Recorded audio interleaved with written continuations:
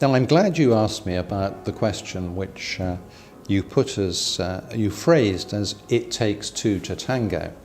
So this is a question about the contribution of male and female factor infertility. Now, the old-fashioned textbooks, and therefore passed down from generation of textbook to generation of textbook, always said that 30% of the problem was male. But the more recent publications are now saying quite openly 50-50, so 50% male. And those are even gynecological publications which have always tended to concentrate on female rather than male fertility. But I think most of us now accept, not surprisingly, this is a biological system, that it is indeed 50-50. Now, what has been our approach traditionally to whether it's a 30-70 or indeed a 50-50 situation? Our approach has been uniformly to say that after a particular period of involuntary infertility, and that period is part of the difficulty with the postcode lottery, after that period, let us say 2 years, then our approach has been to try to get the sperm to fertilize the egg, some kind of assisted reproductive technology based upon fairly simple principles. The first principle is that if you can create a year's worth of eggs, one a month, so if we can create 12 eggs in one treatment cycle, we must be improving the chances. And if we can, in inverted commas, select the best sperm, then we also may be improving the chances.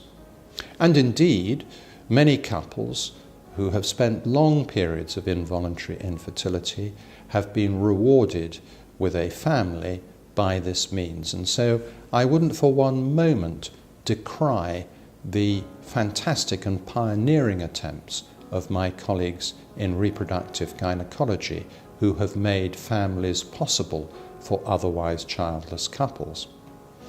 However, I think the time has now come when we can look more closely at the couple and we can begin to apportion the problem, the amount of the problem, the degree of the difficulty between those two individuals.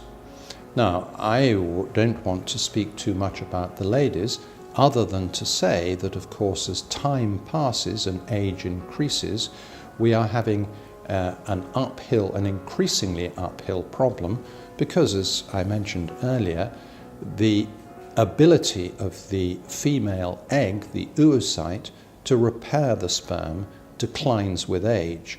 So to a certain extent, we have to look at the couple as an individual and not merely to suggest a one treatment or one solution fits all.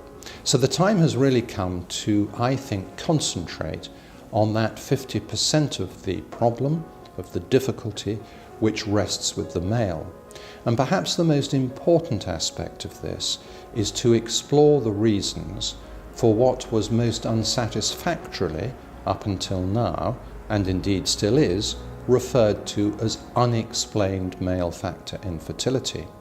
This is when a perfectly fit man who has taken all or made as many of the lifestyle changes as he thought may be reasonable, and still, with a relatively normal semen analysis, there has been no pregnancy, or indeed even a failure of one of the ART procedures.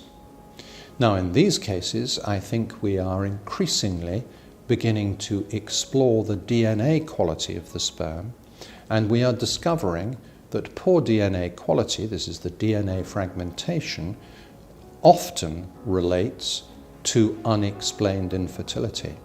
And so when the question was, to what extent does the male contribute to the infertile state, I think we can safely now say it's 50%, and we should also acknowledge that we're beginning to be able to understand a larger proportion of that 50% because of our ability to explore particularly the DNA quality of the sperm head, and thus then to try to find treatable causes of that fragmentation, not only to improve the chance of a natural conception, but also, we think, to improve the outcome of subsequent cycles of ART, whether that be IVF or particularly ICSI.